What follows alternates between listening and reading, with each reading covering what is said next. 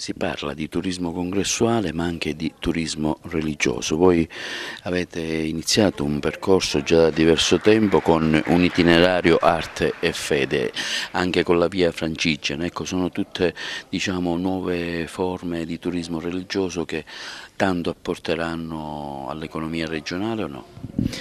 La diocesi è sempre una struttura di servizio, individua quali sono le realtà che può mettere a disposizione nell'ambito della fruizione e valorizzazione anche dell'ambito del turismo. Ne abbiamo individuate alcune. Una è l'itinerario Arte e Fede che ad Agrigento ormai è assodato e sviluppato e prende tutta la parte del Colle col Museo diocesano, la cattedrale che è sempre parzialmente fruibile, non è chiusa, Santa Maria dei Greci e la chiesa di San Lorenzo. Ma gli itinerari Arte e Fede verranno elaborati e proposti anche per tutto il territorio diocesano, pronto a partire già Caltabellotta, ma quanto prima anche Sambuca e Sciacca. Poi c'è la collaborazione con le vie Francigene di Sicilia, la Magna Via Francigena, che è un altro elemento importante di grande visibilità per il territorio e che vede già arrivare diversi pellegrini. Anche lì la diocesi in questo momento svolge un ruolo di supporto. E poi ci sono gli altri percorsi di turismo religioso che dagli arte e fede si spostano naturalmente anche all'ambito culturale con Pirandello, il Gattopardo,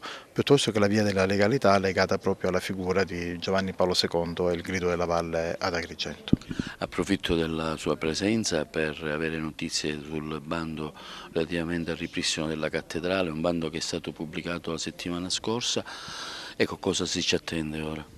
Il bando è stato pubblicato, ci sono i tempi ormai della logistica, le imprese potranno presentare per una selezione delle imprese da quello che indirettamente perché viene gestito dall'Orega, quindi noi siamo solamente una parte che sostiene, abbiamo pubblicato il bando e sosteniamo un po' l'attività, in questo caso degli enti pubblici, anche se c'è una parte di intervento privato.